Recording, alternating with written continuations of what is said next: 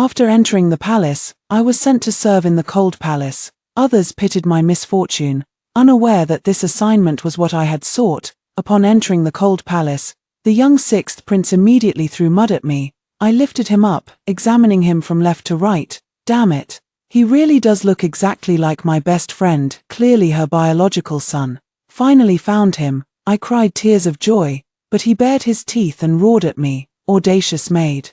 How dare you not release this prince at once? I responded by giving his buttocks 2 resounding smacks. You little brat, I'm here specifically to teach you on behalf of your dead mother. You shall call me Godmother. Hello, everyone. Welcome to my channel. Subscribe us to read wonderful stories every day. Now the story begins. My best friend and I time traveled to ancient times together. We traveled simultaneously, but ended up in completely different locations.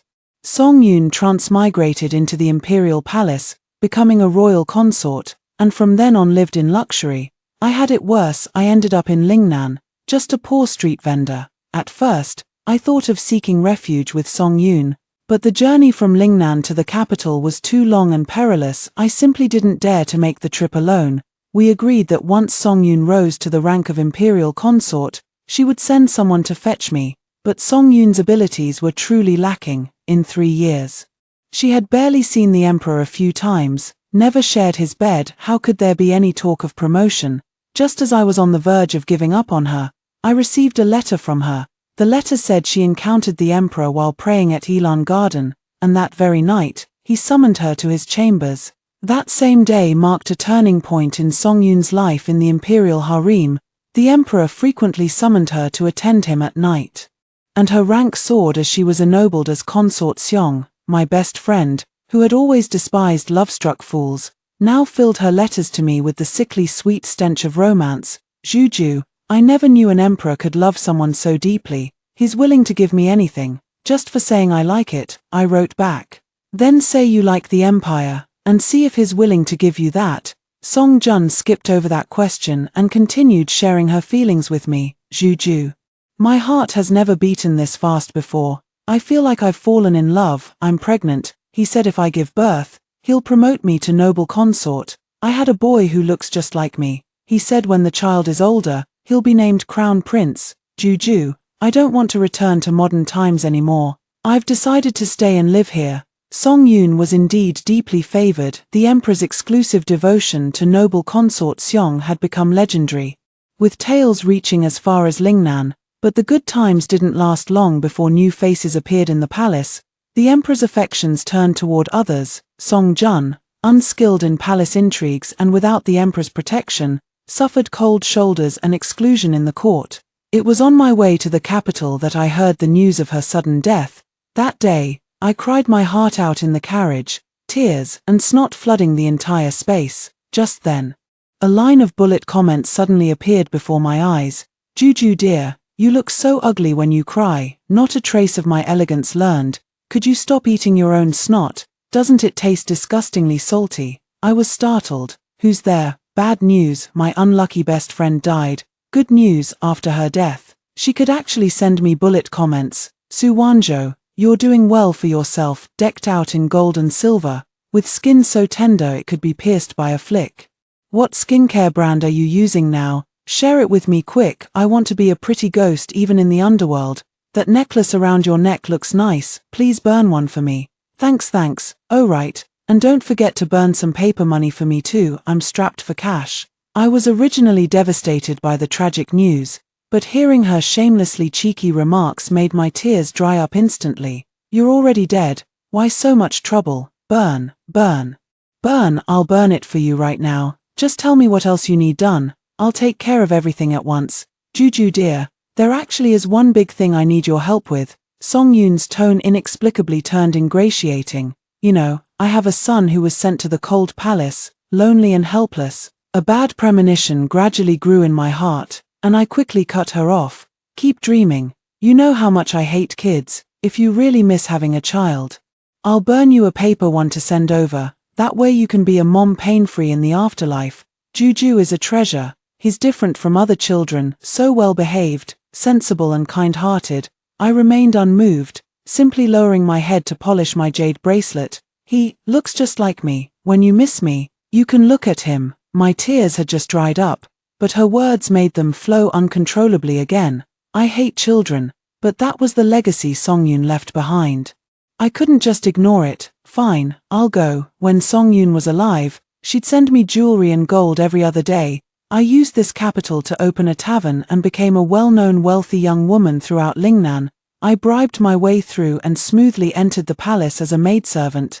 When assignments were being arranged, I continued bribing the head matron. She accepted the money without a word, then lifted her chin and asked me, "Speak up, which noble's residence do you wish to serve in?" I answered crisply, "I want to go to the cold palace." The matron in charge froze, repeatedly confirming with me to ensure I hadn't misspoken. I thought we'd gotten a clever one. Turns out she's touched in the head. She scolded me, yet still sent me to the cold palace. The other palace maids, unaware of the truth, all pitied me for my miserable fate. I heard the sixth prince lives in the cold palace. He's the child left behind by that previous one. After that one committed her crime and was confined, His Majesty entrusted the sixth prince to noble consort Xian, who raised him as her own, but the sixth prince was inherently wicked. He actually pushed noble consort Xian into the water. In his fury, His Majesty banished him to the cold palace. Wanzhou, go serve him, and may you have good fortune. Ha, nonsense. Songyun told me her son is well behaved and sensible. I happily carried my bundle and headed to the cold palace. No sooner had I entered than I saw a child of about 4 or 5 standing at the temple gate, disheveled and filthy, with grimy clothes, clutching a lump of mud in his hand. He looked exactly like the little beggar outside my tavern. Upon seeing me, he raised that lump of mud and hurled it straight at my face. She snapped at me fiercely, "You're the new palace maid. I don't need anyone to serve me. Get out." I paid him no heed. I grabbed him and pulled him close, brushing aside his messy hair to examine his face carefully from every angle. The little one was terribly thin, skin stretched over bones to the point of being nearly unrecognizable. Yet his eyes and brows bore such striking resemblance to Songyun's, they might have been carved from the same mold. The moment I saw his features clearly, my eyes grew hot with unshed tears. He struggled with all his might, shouting at me in shame and anger, "Audacious palace maid, how dare you not release this prince immediately? If you don't obey, this prince will have your tendons pulled out and your skin flayed." Was this really the well-behaved, sensible, and kind-hearted son that Song Jun had spoken of? I glanced at the bullet comments as Songyun hastily explained to me, "He wasn't like this before. When I raised him, he was plump and fair. I haven't seen him since I was confined half a year ago. After death, I missed you too much. I only thought of floating to your side and forgot to look for him. I have no idea how Xie Jiahe turned into this demonic little creature." The little rascal was still flailing his limbs, glaring at me with murderous eyes. I reached out and gave his bottom 2 solid smacks. "Mind your manners. I'm your mother's best friend. You should call me Godmother. I traveled thousands of miles to enter the palace just to educate you on behalf of your long-deceased mother." Xie Jiahe was extremely wary. He asked me what kind of person his birth mother had been. I thought for a moment and told him honestly, lazy and gluttonous, money-grubbing, vain, pleasure-seeking. As I spoke, Songyun kept nodding in agreement, but before I could finish, Xie Jiahe's little face flushed red with anger. "You're talking nonsense. My mother is the epitome of gentleness and virtue. She's extremely diligent, nothing like what you described. I might have exaggerated my persona a bit too much in front of the kid. My apologies." Xie Jiahe was wary of strangers and refused to acknowledge me, but he didn't dare to be fierce with me anymore. Those few slaps had taught him a lesson. The cold palace was in terrible condition, and with winter in full swing, the broken windows let in drafts from all directions. Inside, there was only a thin mattress, and the charcoal brazier at our feet had long since run out of fuel.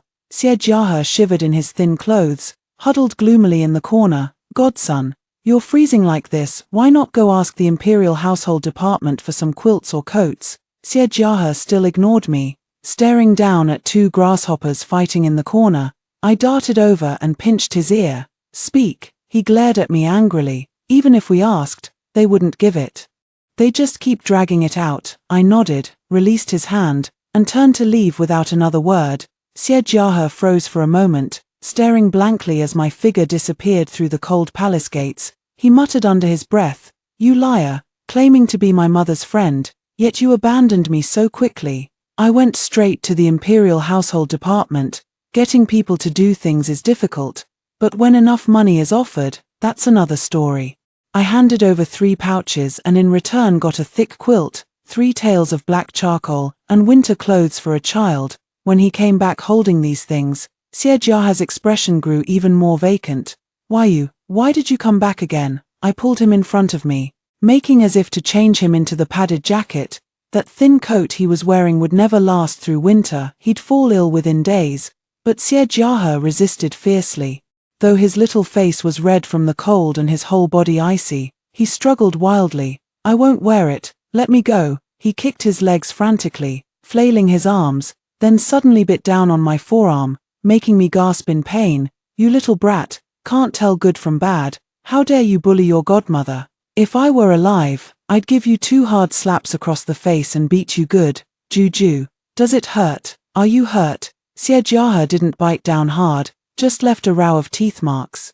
He seemed utterly terrified, crying so hard he could barely catch his breath, begging me, "Can you please not prick me with needles?" I was baffled. "What are you talking about? Last time, Lady Xian did the same. She prepared new clothes for me to wear, but they were filled with hidden needles." He was crying violently, his body heaving with sobs. "The needle marks are too small to leave wounds, but I'm really not lying." As he spoke, he unbuttoned his collar to show me the winding scar beneath his collarbone.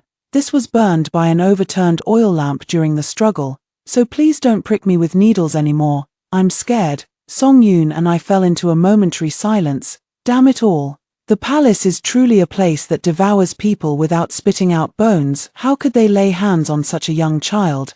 That face, so strikingly similar to Song Yun's, was now drenched in tears before me, and my heart ached unbearably.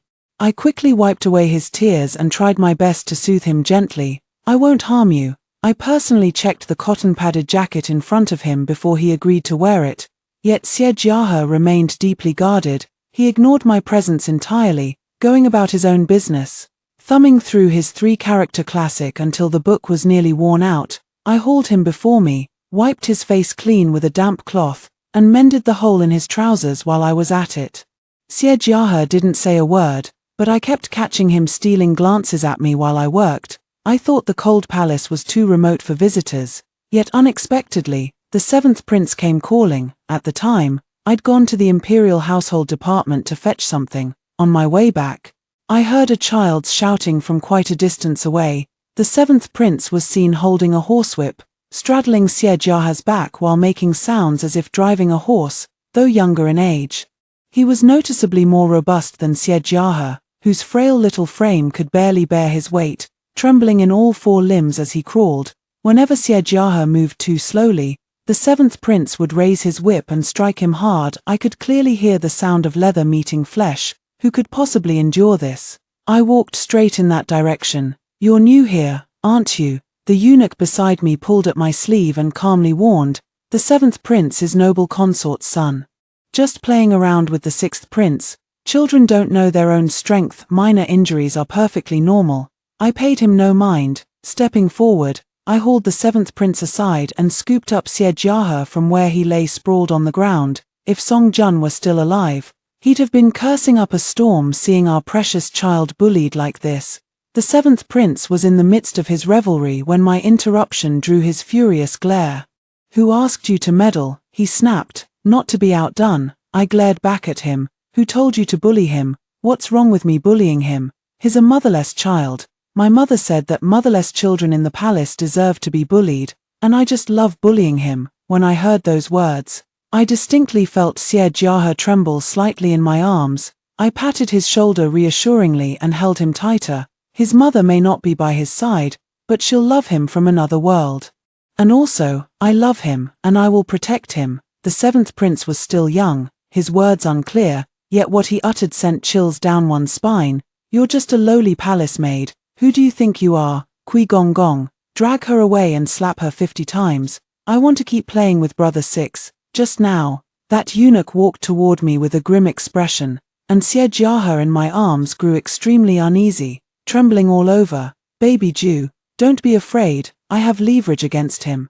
The seventh prince had a knack for stealing. He once filched a Ru Kill Song Dynasty teacup meant as tribute for the emperor, and even swiped the Empress Dowager's golden phoenix hairpin of colored glass all hidden beneath his bed. Use this to threaten him. Bestie, you can still give me the golden touch. Sure enough, as soon as I whispered these words into his ear, the seventh prince's face instantly turned pale. You mustn't tell anyone, or I'll kill you, I sneered, before you kill me. I'll make sure the whole palace knows about it. Go ahead and try if you dare, of course. I can also keep your secret on the condition that you stop bullying the sixth prince. Understood? The seventh prince stomped his foot in frustration and reluctantly followed the eunuch away. At the doorway, she tossed back.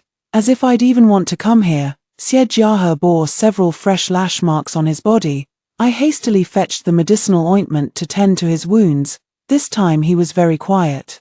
Letting me apply the ointment for him. He's lost so much weight, and his personality has changed too. He used to be such a chatterbox. Juju dear, you're really too good to me. I don't know what I'd do without you. Let me give you a gift. Have you ever experienced sleep paralysis? How about I let you feel it tonight? I interrupted her incessant chatter. How exactly did you die? Your funeral was so disgraceful, no burial in the imperial mausoleum, and even your son fell out of the emperor's favor. I couldn't make sense of it. Just how badly had you offended the emperor? You didn't cuckold the emperor, did you? Songyun refused to answer the question and abruptly changed the subject. Juju dear, today I bought a new outfit with the paper money you burned for me. The moment I wore it out, someone hit on me. I also got a new hairstyle. I really wish you could see it. You'd be so jealous. Oh, and tonight I'm coming to haunt you. What position do you want me in? The next morning. I didn't experience sleep paralysis, but I felt lightheaded and weak in all four limbs. Reaching up to touch my forehead, I silently thought, this is bad. I was running a fever. It was probably due to the recent temperature drop. I'd given Siejiahe the quilt from the cold palace, leaving myself with only a thin blanket that provided little warmth. A chilly wind rushed in, making me shiver. My hands and feet were ice cold, and I lacked the strength to get up. Perhaps because I hadn't been in Siejiahe's way today, he seemed unaccustomed to it and came over to glance at me. After discovering I was sick, he turned and left without a word. That little brat, how can he be so heartless? Doesn't he know he should show some concern, just like his ungrateful father? Juju my dear, why don't you just leave the palace? Really, stop worrying about him. If you want to see me, I can visit you in your dreams. The conditions in the cold palace are too harsh. I don't want you suffering such hardships for that little brat, even if he is my son. I curled up in the corner of the bed, staring blankly at the drafty window. No matter how flawed Siejiahe might be, he's still her son, the living relic she left me. He's the only person in this world who still carries a shadow of Songyun. I miss Songyun so terribly. Every time I fell ill before, she would cook a bowl of noodle soup to coax me into drinking it, then force me to lie buried under thick quilts. Holding my hand with one hand and a storybook with the other, she could tell me stories all day without ever getting thirsty. But this time, she could see me, while I couldn't see her. She could only fret helplessly from the other side of the bullet comments. At this moment, I felt the divide between life and death with unprecedented clarity. At that very moment, a faint rustling sound suddenly reached my ears. When I opened my eyes, I realized Siejiahe had appeared before me with a quilt in his arms. Though I hadn't noticed when he arrived, a charcoal brazier stood by the doorway, containing nearly all the precious black charcoal available in this desolate palace. Mother Consort said one must use thick quilts and light charcoal when suffering from cold, he explained. As he spoke, he laboriously carried the quilt to my bed, spread it out with his small hands, and tucked me in tightly. He then lit some charcoal and placed it near my feet. After finishing these tasks, as if struck by a sudden thought, he dashed out on his short little legs. Before long, the faint aroma of cooked food wafted to my nose. I thought my sense of smell was playing tricks on me, but in the next moment, I saw Siejiahe walk in holding a bowl of noodles. Afraid of spilling the broth, he walked very slowly, carefully placing it on the table by the bed. When I was sick as a child, my mother would always make me a bowl of noodles. She said drinking hot broth could cure half the illness. She would also tell me stories. But now I don't have any storybooks, just the 3-character classic my mother left behind. Auntie Juju, let me feed you some noodle soup and recite the 3-character classic for you. Please get better soon, okay? After speaking, he unconsciously bit his lower lip lightly, the exact same little expression as Song Jun. What did you just call me? I asked him in stunned confusion. He answered crisply, Auntie Juju. The hot noodle soup warmed not just my hands, but my heart as well. After drinking the soup, I took a short nap on the daybed while he recited the 3-character classic in his childish voice, word by word. On the bullet chat, Song Jun chatted with me intermittently. That little rascal still has some conscience, didn't raise him for nothing. This noodle soup isn't as good as what I make, their skills are really nothing special. If I were alive, I'd crawl right into your bed, and the 3 of us living happily together would be better than anything. She'd always been full of empty talk. I reached out to ruffle Xie Jiahe's fuzzy little head. Then couldn't help but quietly ask Song Jun, honestly, are you just going to leave him in the cold palace forever? The cold palace lacks food and clothing, it's no place for long-term survival. My adopted son must live, and live splendidly at that. Song Yun immediately grasped my meaning. Juju my dear, are you up to no good again? I have silver, and you're a wandering spirit who can move freely through the palace. If we join forces, getting your son out of the cold palace shouldn't be too difficult, right? The cold palace lacks everything. I spent quite a bit of silver to procure writing materials from the Imperial Household Department. In the cold winter, Xie Jiahe hunched over the desk to write, his small hands turning bright red from the chill after just a couple of pages.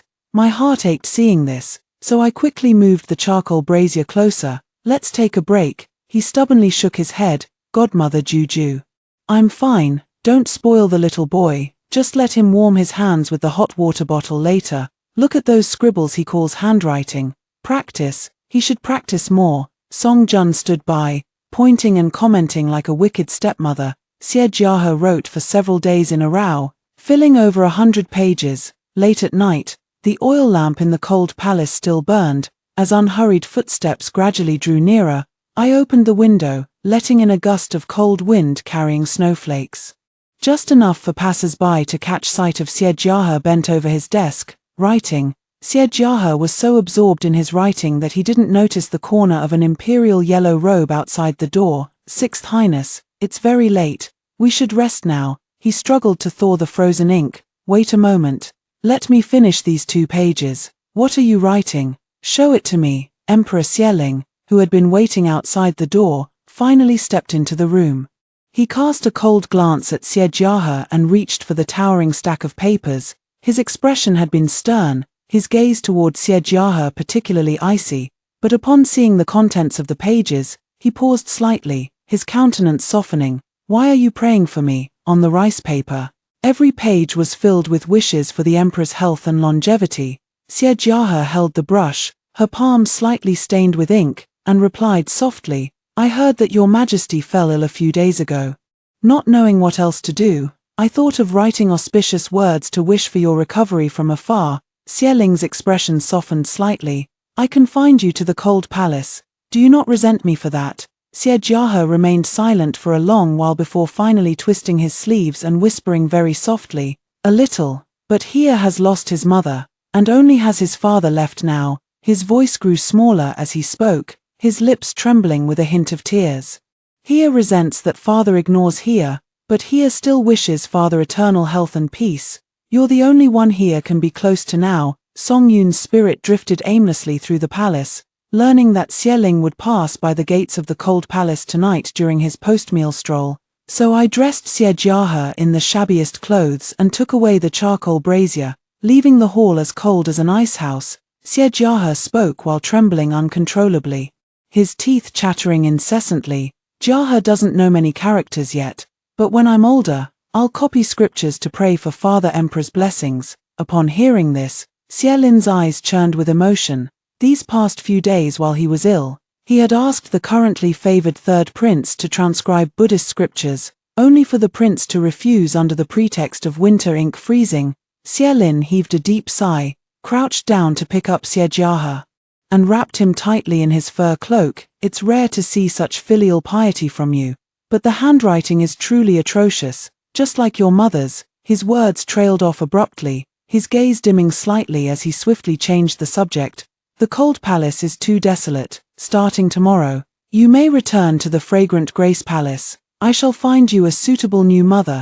Xie Jiahe nodded obediently and kowtowed respectfully to express gratitude. The next day, palace attendants came to take him back to Fengyi Palace. The little one held my hand and led me along with him. Song Yun was still marveling at his performance from last night, chattering non-stop along the way. "You really didn't coach him, all that was his improvisation." Then was he telling the truth or lying? Probably the truth. I've never seen him lie. I raised him to be so upright. But with such a scoundrel for a father, how could he possibly want to get close? That damned bastard. Born for nothing. Sons naturally love their fathers, they can never empathize with their mothers. The barrage of comments kept rolling wildly as Song Jun grew increasingly agitated. Inside the palanquin, Xie Jiahe took hold of my hand. "Aunt Juju, mother consort taught me never to lie, but now I can deceive without batting an eye. Truthfully, I don't like Father Emperor at all. He imprisoned mother consort, letting her die ill in bed, and sent me to the cold palace, making me suffer so much. I resent him beyond words. I only love you and mother consort. Auntie, you were mother consort's best friend. Do you think she'd be very angry if she knew I'm full of lies now?" The barrage of comments was still flooding the screen. "Little bastard, little brat, little lamb." Then the cursing abruptly stopped. "Sorry, I spoke too quickly just now. I take it back." I squinted at the barrage of comments, tapping Xie Jiahe's little head. "It's fine. Your mother would be overjoyed if anything." Life in Fengyi Palace was far more comfortable than the cold palace. Xie Jiahe had fallen behind in his studies, spending his days buried in books at Wenhua Hall. With winter ending and spring approaching, I planned to make him 2 sets of spring clothes. Just when I was busy enough, Song Jun came to add to my troubles. She always lamented that she died too early, with no one to inherit her excellent culinary skills, forcing me to learn her signature dishes. While I scolded her for being annoying, my heart felt warm. These bullet comments always gave the illusion that Song Yun was still here, and we were raising the child together. But before 2 peaceful days had passed, Xie Jiahe got into trouble. Xie Jiahe would usually return for meals after his classes, but today, even by mid-afternoon, I still hadn't seen any sign of him. We sent someone to ask at Wenhua Hall twice, but both times they said he'd left long ago. Growing worried, I became anxious, as did Song Jun, until we finally found him after searching around, sitting alone in the pavilion atop the rockery in the Imperial Gardens. Before I could get close, I overheard the palace servants whispering among themselves. They said the 6th prince had improper conduct, having pushed the virtuous consort into the water earlier, and now shoving the 7th prince today. Upon learning this, Xie Ling flew into a rage and punished Xie Jiahe by making him kneel for 2 hours. The elderly maid Meng, who was familiar with me, quietly advised me to switch to serving another master. Although the 6th prince is of royal blood, he has long fallen out of the emperor's favor. Whether he can survive safely until adulthood is questionable. "You have plenty of silver, spend some to get assigned to noble consort's palace to serve the 7th prince. Noble consort currently enjoys the emperor's highest favor. That's the master worth following." Though the matron lowered her voice, her tone was still too loud, and the words reached Xie Jiahe's ears clearly. He lowered his head, kneeling with his back ramrod straight, his sleeves clenched tightly in his hands. 2 hours later, his legs had gone numb, and he walked with a limp. I simply carried him back on my back. The 5-year-old wasn't heavy, but burdened with weighty thoughts. He lay silently on my shoulder. "Godson, I've made syrup today. Tonight I'll take you to blow sugar figurines. Your mother said you love braised lion's head, so I made it specially. You can heat it up when you get home. Oh, and there's also garlic prawns, crab meat dumplings, and lotus root powder Osman thus cake, though they might not be as good as your mother's cooking. They shouldn't be too bad." The little ones still didn't speak, just wrapped their arms around my neck. The moonlight stretched our shadows long, and the overlapping silhouettes seemed to carry a double image, as if Song Jun were there too. As we approached the palace gates, he finally spoke, burying his face in the crook of my shoulder and mumbling, "Auntie Juju, I hit someone today." I nodded. "I know, father punished me, saying I'm a bad child. What about you? Are you going to scold me too?" I found it amusing. I don't even know what happened. Why would I scold you for no reason? First, tell me what happened. Today the grand tutor praised my academic progress and gave me a sachet embroidered with a little rabbit. My seventh brother tried to snatch it, and when I refused to give it to him, I pushed him down during the struggle. Siejiaha's tone carried a hint of dejection. Father happened to pass by, he said as the elder brother. I should yield to my younger brother, so he punished me. Song Jun is a woman who protects her own, and so am I. I set the little one down on the ground and spat fiercely. That's bullshit. What nonsense about older brothers yielding to younger ones. Your imperial uncle wanted to be emperor, but did your father yield? No, he killed him instead. He's just spouting empty words without feeling any pain, with a heart that's grown crooked. Both your mother and I think you did nothing wrong. Siejiaha's originally gloomy eyes suddenly brightened. His knee was swollen, so I applied medicine for him, and he placed the little rabbit sachet in my palm. Godmother Juju, this is for you. You told me before that you love rabbits the most. He smiled at me, his eyes crinkling with joy, holding the little rabbit sachet as if it were a treasure. At that moment, only one thought remained in my mind. Such a good kid like Siejiaha deserves to be loved well, if the damned emperor is biased. Then I'll give Siejiaha an extra share of love, enough to make up for everything he's missed. Thank you, I really like it. He clutched my sleeve and promised me, I'll be more careful from now on, so my foster mother won't worry. In the days that followed, two things happened in the palace. First, Xie Ling took 3 more concubines, all bearing a striking resemblance to Song Jun. Second, on Song Jun's birthday, Xie Ling got drunk and suddenly came to visit Siejiaha, without a word. She simply stared at him for a long while before finally embracing him in her arms, uttering just one sentence, I miss your mother dearly. This incident was witnessed by some palace servant and soon became the talk of the entire palace. Not many days later, Nanny Meng quietly pulled me aside. She lowered her voice and asked me mysteriously, do you know why the 6th prince's birth mother was confined by the emperor? I truly didn't know. I had asked Song Jun several times. But each time she dodged the question. The whole palace is buzzing. They say she had an affair. After Nanny Meng told me this, only one thought remained in my mind. Sis, you're amazing. You cuckolded the emperor and still made him pine for you. Aren't you going to scold me? Why would I scold you? I'm extremely tolerant towards my besties. As long as you're not dating one guy 8 times. Even if you dated 8 men at once, I wouldn't scold you. Besides, is it really your fault for cuckolding him? If he treated you well, would you have needed to cheat? Let's be real, it's because he wasn't good enough. Song Yun hesitated to speak, but eventually sent me 5 words. Thank you so much. So who's your secret lover? Are they dead? If not, show me what they look like. The underworld is doing a head count right now. Kinda busy. Talk later. She rushed off in a frantic hurry, leaving me alone in a fit of anger. No. My high tolerance for her has its conditions, the condition being that I must have the right to know. Lately, the palace has been buzzing with rumors about her, and they've finally reached my ears. The rumor goes that when Xie Ling was drunk, he summoned another concubine, and Song Jun threw a tantrum over it. Xie Lin, being the supreme ruler of the land, would not lower himself to coax her indefinitely. Thus, he ignored her for a full month. When he later sought her out again, he discovered a set of men's clothing and 2 letters in her chamber. Furious, Xie Lin ordered Song Jun to be placed under house arrest and had Siejiahua raised under the care of the virtuous consort. Now I finally understand why Xie Lin seemed to harbor lingering feelings for Song Jun yet was so averse to others mentioning her.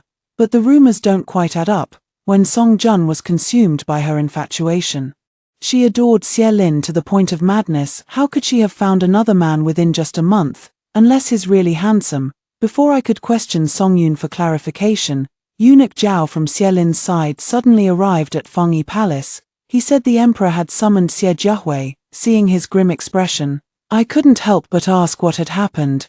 Noble consort Xian has reported to His Majesty that the 6th prince might not be of royal blood. The emperor demands a blood test to verify kinship. The entire journey, my head buzzed as if filled with swarming bees. The underworld operates on a different time zone, and Song Jun was currently asleep. I couldn't reach her. When I accompanied Siejiahua to the Hall of Mental Cultivation, we found virtuous consort kneeling on the floor, declaring that Song Jun had already given her heart to another before entering the palace. Previously, His Majesty only discovered 2 letters, but as early as 8 years ago, the noble consort had already been exchanging correspondence with that man. These are the noble consort's discarded drafts, which I accidentally found while organizing the Fengyi Palace. The wording is extremely provocative and too indecent to read. The noble consort even said she loved him alone in this lifetime, and after receiving imperial favor, she would find a way to bring him into the palace.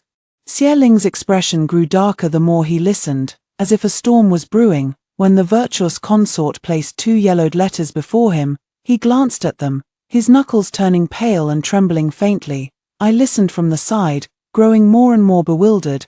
Why did these words sound so familiar? It wasn't until I heard the virtuous consort tell the emperor that the noble consort had affectionately addressed someone as Juju in the letter that I finally understood.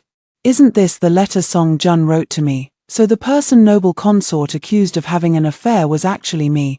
Damn woman, are you awake yet? What the hell is going on? Just got framed by noble consort during my lifetime, lost the palace intrigue, and now she's still slandering me after death. I told the damn emperor the letter was for my best friend, but he insisted I was lying and locked me up. I fell seriously ill, yet he refused to summon the imperial physician. Within days, I died from the illness. My dear Juju, I didn't mean to hide this from you. You're too impulsive. I was afraid you'd recklessly seek revenge on virtuous consort and end up losing your life to her schemes. The letter was addressed to Lingnan, complete with the destination written on it. Xie Lin was furious. Vowing to find the person mentioned in the letter, the room fell into silence, with only Xie Jiahe kowtowing on the ground. Mother truly loves and respects your majesty. I beg your majesty to see the truth, your highness the 6th prince.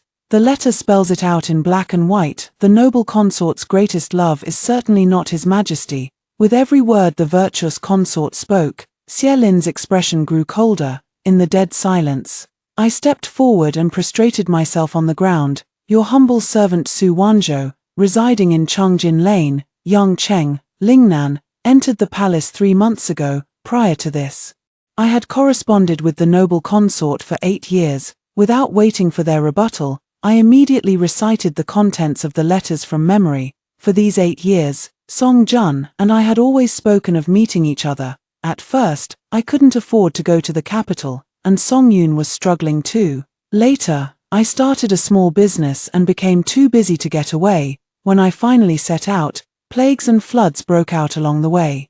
And Song Yun absolutely refused to let me continue. Separated by palace walls and distance, letters became my only solace for longing. 8 years, 73 letters, 150 pages. Read them enough, and they naturally imprint themselves in your mind. Xie Ling had meant to scold me, but hearing my words and comparing them to the discarded draft in his hand, he froze for a moment. Who would have thought that even after the noble consort's death, someone would still try to absolve her? This draft was left in the palace for all to see, yet you, a mere palace maid, were loyal enough to memorize it in advance. I knew virtuous consort would say that. I grinned at Xie Lin and said, all the letters exchanged between the noble consort and me over the past 8 years have been carefully preserved in the wardrobe of the side hall of Fengyi Palace. If His Majesty doubts my words, he can send someone to fetch them immediately. A young eunuch entered, carrying a thick stack of letters. Song Yun's letter to me recounted everything that had happened in the 8 years since her time travel. Xie Lai read them one by one. He read of Song Yun's struggles during her 3 years in the palace without favor. He read of the girlish sentiments that arose in Song Yun after their first meeting in the orchid garden, all because of him. Watching Song Yun's love-struck fantasies about the future and her undying devotion. The last letter arrived over half a year ago. She said Jiahe resembled her greatly, with quick wit and clever speech, and would call me Godmother when we next met. She also mentioned Xie Ling's longing for an ordinary life beyond palace walls, and that she planned to make him a set of common cloth garments. The letter ended abruptly here. Xie Lian's expression turned ashen as he shook his head in disbelief. That's not how it was her being too spoiled. She knew I was drunk and not in my right mind when I favored someone else, yet she insisted on throwing tantrums. I deliberately gave her the cold shoulder just to make her yield, But not only did she refuse to yield, she also wrote letters to others and secretly kept men's clothing. People in the palace said they saw men entering and leaving her chambers. That's why I, in a fit of anger, had her confined. Why didn't she explain things properly to me? I did explain. Until my voice went hoarse, but he just wouldn't listen. Song Jun cursed angrily, while I knelt on the ground, calmly staring at Xie Lin. She already said everything, but His Majesty simply refused to believe it, even sent her only bloodline to the cold palace. Ultimately, it came down to their differing statuses. The dignity of those in power tolerates not the slightest challenge. But after all, I'm just a lowly palace maid, so I'll stop my words here. The blood test was discontinued, and Xie Jiahe was escorted back to the palace, with Xie Ling ordering a thorough investigation into the consort's case. The little one remained quite composed today, but the moment we returned to the palace, he reached out his hand to me. Thinking he was frightened, I quickly soothed him in a gentle voice, telling him not to be afraid. The fluffy little head in my arms shook lightly as Xie Jiahe lifted his gaze to look at me. In a sweet, childish voice, he said to me, "Auntie Juju, I'm not scared, I just miss my mother." I held him and comforted him for a while. Once he had calmed down, I asked softly, "Here, have you ever thought about the future? Some things are better planned for early." Xie Jiahe looked at me and nodded firmly, his clear black and white eyes filled with determination. "Godmother Juju, I want to become the crown prince. Without power in the palace, one can only be bullied. I want to be crown prince to protect myself, and to shelter you too." Who would have thought this little rascal had such ambitions? When I asked him before what he wanted to do, he said he wanted a lifetime supply of never-ending sugar figurines to blow. Darling Juju, the struggle for succession is perilous. One misstep could lead to eternal ruin. For me now, all that matters is your happiness and his safe growth. Song Jun underestimated me after all. I've binge-watched dozens of palace intrigue dramas. Languidly reclining on the chaise lounge, I pinched Xie Jiahe's cheek. "Godmother will help you. Pack your things. It's time for a promotion. A dead white moonlight will forever remain the moon hanging high in the sky. The child of the white moonlight is naturally different from others." Xie Lai thoroughly investigated the death of the imperial concubine, and after a series of interrogations, finally uncovered the truth of the matter. The palace maid who initially claimed to have seen men coming and going in Song Yun's palace confessed that she had been instructed by the virtuous consort. Even Song Yun's illness was suspicious. Song Yun didn't die from illness, she was poisoned to death through her food. In truth, if the imperial physicians had treated her promptly at the time, Song Yun could have been saved. Yet Xie Ling refused to allow anyone to visit. Upon learning the truth, he flew into a rage, stripped the virtuous consort of her title, and had her beaten to death. The once arrogant seventh prince became a motherless child, shunned by all. On the day the virtuous consort died, Xie Ling wandered to Fengyi Palace in a daze. He drank so much that the stench of alcohol clung heavily to him as he sat on the threshold, clutching a wine flask in a daze. After a long silence, he turned his head and asked me hoarsely, "Su Wanzhou, have you dreamed of Ajun since she died?" "More than just dreaming. After her death, I could still chat with her and even curse you together, but I dared not answer like that." He murmured again. "I summoned necromancers to call her spirit back. They said the ritual was complete, yet she never appeared in my dreams. Tell me, does she hate me that much?" Facing Xie Lin, Song Jun couldn't even be bothered to send bullet comments anymore, but I pretended to know nothing and said gently, "This servant doesn't understand what the noble consort was thinking when she passed. I only know that before that, she deeply admired you." Xie Jiahe timely handed a cup of honey water to Xie Lin. In the past, Song Jun would always prepare a cup of honey water in advance whenever there was drinking. The honey was generously added with very little water, making it cloyingly sweet. I found it particularly off-putting at that moment. The cup of water in Xie Jiahe's hands was also filled to the brim with honey. Xie Lin took a sip, as if lost in memories, his expression toward Xie Jiahe a mix of something like crying and laughing. Today, I deliberately dressed him up, sweeping all the stray hairs from his forehead behind his ears. With his smooth forehead exposed, he looked even more like Song Jun. Xie Ling gazed blankly at Xie Jiahe, who sat quietly by his side. This was the child left to him by an old friend.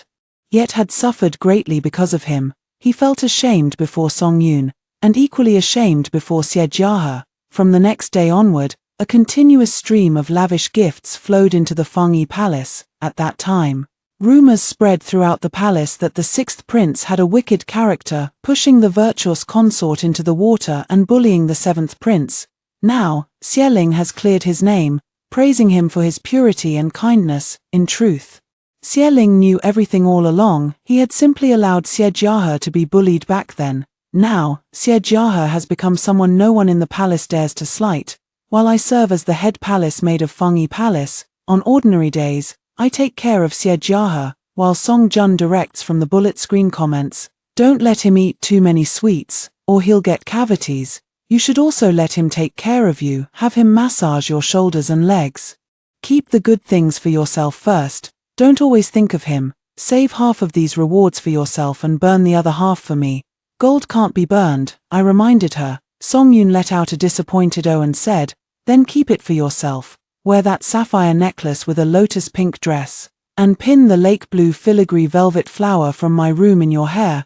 You'll look absolutely beautiful." In the blink of an eye, spring turned to summer, and summer gave way to autumn. Siejiahe sat under the osmanthus tree doing his homework, while I nibbled on an autumn moon pear and sipped sweet tofu pudding. Xielin came to visit him, and as usual, I greeted him with a bow. But today, Xielin comments, "I relayed Song Jun's message. She is happy that you've always remembered her. The road ahead is long, and she can't walk it with you. She asks for nothing else, only that you may have peace and health." Siejiahe's face, which had been smiling, tightened as he pursed his lips, his eyes reddening, just like when he was a child. He hadn't shown his emotions openly for many years, but now he finally reached out and held me. "Mother, I miss her so much. I remember the warmth of her embrace, how gently she told me stories, how delicious the meals she cooked were. Not a single day has passed that I've forgotten her." Through the barrage of bullet comments, Song Jun replied to him, My child, mother misses you too." Xielin is truly a despicable man. After he took away those 73 letters Song Jun had written me, he simply refused to return them. I asked several times, but to no avail. I waited with bated breath until he finally died, only to search the entire palace in vain for those 73 letters. It was Eunuch Zhao who told me that the emperor, in a drunken stupor, had accidentally started a fire that burned down half the study along with those letters. Hearing this, I nearly collapsed to the ground. Those were 8 whole years of memories between me and Song Jun. What's wrong with him? Why did he take my treasured stationery? How did it catch fire? Why couldn't the flames have burned him instead? Song Yun, you wretched woman, where are you? Did you run off and leave me behind again? She didn't reply to me, leaving a hollow emptiness in my heart. I kept repeating it over and over, for a full half-month, until she finally appeared. "Juju dear. So what if it got burned? You've already memorized it anyway. Haven't been sleeping well lately. Why do you look so haggard? Hey, Su Wanzhou, we were just talking normally. Why are you suddenly crying? Don't cry, don't cry. Your crying is making me feel awful. My dear, I'm kneeling for you. Please stop crying." Alright, the barrage subtitles had already faded to near transparency. I had a premonition long ago. When the intervals between Song Yun's replies grew increasingly longer, yet I didn't want to ask, as if by not asking and her not speaking, we could keep conversing through bullet screen comments forever. But I'm terrified that if I never ask, one day Song Yun might just vanish from my life without warning. We wouldn't even say goodbye, just like when she was imprisoned until death took her. I asked her between sobs, "Are you leaving? Can you no longer message me?" I desperately hoped she would deny it, but he didn't. After a long pause, she replied, "Yes, Juju, my dear. There's ultimately a barrier between the realms of the living and the dead. I've already broken the rules for too long, and now the time has come. I can't keep in touch with you any longer. I came today to say goodbye to you. Su Wanzhou, don't cry. We're only parting for a few decades. I'll wait for you in the underworld, when you're a white-haired old lady. I'll still be a young and beautiful stunner. Let's see how envious you'll be then." Truth be told, I want to cry too. I can't bear to leave you, or here, but there's really no other way. 6 years ago, when I learned of Song Yun's death in the carriage, I cried my heart out. I thought I had spent 6 years coming to terms with her passing, but when she was about to disappear completely from my life, the pain felt like having a limb torn off. I cried until I was gasping for breath, choking so hard I could barely speak. "When you miss me, cook the dishes I taught you. Think of me when you see that rascal here, or look up at the sky, I'll become your moon. This was the last time the barrage comment appeared, so this is how it feels to lose something twice even though she had never truly returned in the first place. I clutched my chest, crying uncontrollably. How I wished for 2 bullet comments to appear at this moment. Juju dear, you look so ugly when you cry. Not a trace of my elegance learned. Could you stop eating your own snot? Doesn't it taste disgustingly salty? But there were none, never again. Along with the letters Songyun left me, they vanished without a trace. Siejahe didn't understand why I was in such agony. He just held me tightly, wiping the tears from my face over and over. Mother, if you miss my birth mother, just look at me. Haven't you always been seeing her through me? I'm looking more and more like her now, please. Look at me. After a long, long time, I finally stopped crying. Siejahe gently stroked my back and suddenly asked softly, Mother doesn't like the palace, does she? Don't rush to deny it. Mother, I know you and Imperial Consort are the same kind of people. The Imperial Consort once told me she wanted to see mountains, rivers, lakes, and seas, to gallop across open fields, to explore the world. But for my sake and Father Emperor's, she stayed in the palace, many years ago.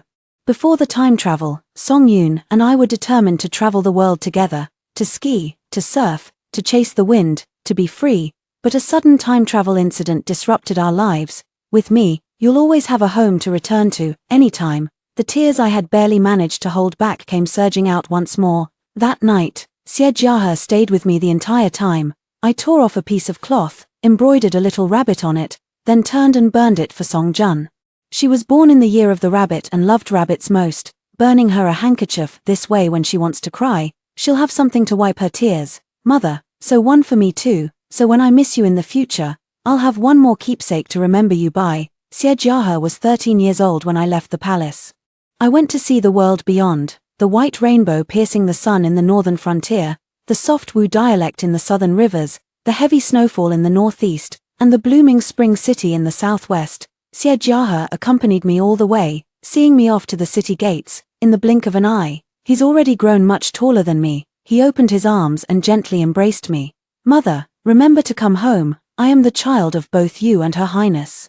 He also slipped me a small embroidered pouch. It was discovered a few days ago in the palace where my mother was once confined.